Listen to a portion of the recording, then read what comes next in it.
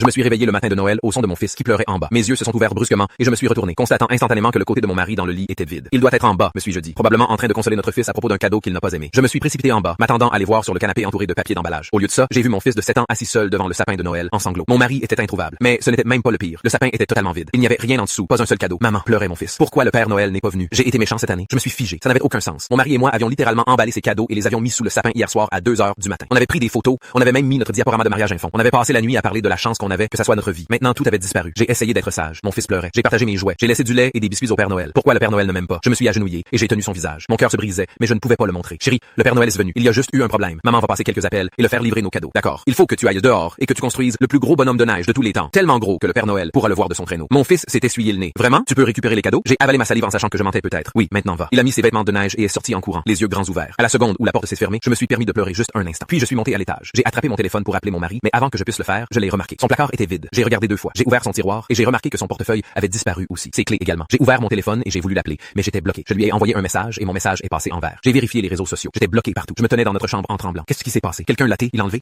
Il prit les cadeaux? Était-ce une dépression nerveuse? Rien n'avait de sens. Puis je me suis souvenu du traceur. Vous voyez, il y a 6 mois, mon mari n'était pas rentré une nuit. Son téléphone était mort et j'avais imaginé le pire. Il s'est avéré que son frère l'avait surpris et ils avaient perdu la notion du timp. Mais j'avais eu tellement peur qu'il avait accepté de mettre un traceur sur sa voiture. Il m'avait dit que je pouvais le vérifier quand je voulais. J'ai ouvert l'application. Sa localisation était toujours active. Il ne l'avait pas désactivée. J'ai zoomé et j'ai vu qu'il était à 1h30 d'ici à une adresse que je n'avais jamais vue. Je fixais le petit point bleu sur mon écran. Mon esprit tournoyant, il a laissé le traceur activé. Il n'y a aucune chance que ce soit ce à quoi ça ressemble. Il doit y avoir une explication. Peut-être qu'il est allé chercher un cadeau de dernière minute. Je suis redescendu. Mon fils était dehors en train de finir son bonhomme de neige. Maman, tu as appelé le Père Noël? Je l'ai fait. Chérie, bonne nouvelle. On doit partir pour une petite aventure pour récupérer les cadeaux. Ses yeux se sont illuminés comme une chasse au trésor. Exactement comme une chasse au trésor. On est monté dans la voiture. Il était tellement excité. Il a bavardé pendant tout le trajet à propos de ce qu'il espérait que le Père Noël lui avait apporté. J'ai souri et hoché la tête, mais mes jointures étaient blanches sur le volant. On a traversé la ville, puis la campagne, puis une jolie banlieue où je n'étais jamais allé auparavant. Le GPS a dit: vous êtes arrivés. C'était une rue tranquille avec de belles maisons, des lumières de Noël partout. Puis je l'ai vu. La voiture de mon mari garée dans une allée. Mon sang s'est glacé. Maman, c'est ici que sont les cadeaux. Je pouvais à peine parler. Oui, chérie, je crois. On s'est approché de la porte d'entrée. Je tenais sa main, mon cœur battant si fort que je pouvais l'entendre. J'ai sonné. Une femme a ouvert, jolie, portant un pull de Noël. Je l'ai reconnu immédiatement. L'amour de jeunesse de mon mari au lycée, qui avait rompu avec lui après être parti à la fac. Bonjour, je peux vous aider? J'ai entendu des pas avant que je puisse répondre. Mon mari est apparu derrière elle. Il m'a vu et son visage s'est déformé dans une forme qui devrait être mathématiquement impossible. Nos regards se sont croisés. Puis j'ai regardé derrière lui dans le salon et mon estomac s'est serré. 2 enfants jouaient avec des cadeaux. Nos cadeaux entourés du même papier d'emballage qu'on avait utilisé hier soir. Sur le canapé, ce coffret à bijoux que j'avais acheté pour moi-même. Il avait volé nos cadeaux et les avait apportés ici. Mon fils a tiré ma main. Maman, ce garçon a la voiture de course que j'ai demandé. La femme s'est retournée vers mon mari qui tremblait. Chérie, tu la connais? Je suis entré sans demander. Je suis sa femme. C'est son fils. Ce sont nos cadeaux. Son visage a perdu toute couleur. Femme, elle s'est tournée vers lui. Tu m'avais dit que tu étais divorcé. J'ai regardé les 2 enfants. Ce sont les siens? Elle a secoué la tête. Ils sont à moi de mon premier mariage. Je n'en croyais pas mes oreilles. Tu as quitté ton vrai fils le matin de Noël? J'ai crié à mon mari pour jouer au beau-père avec des enfants qui ne sont pas les tiens. Tu as volé des cadeaux à ton propre enfant. Mon fils a levé les yeux vers son père, les larmes aux yeux. Papa, pourquoi t'as pris mes cadeaux de Noël? Je ne suis pas assez bien pour toi. Mon mari ne pouvait pas parler. Ses yeux étaient humides. Je peux expliquer. La femme l'a giflé. Garde tes explications pour la boîte aux lettres. Sors d'ici. Elle l'a mis dehors et l'a laissé planter là. Il a sonné à la porte pendant 1 heure avant d'abandonner finalement et de s'en aller.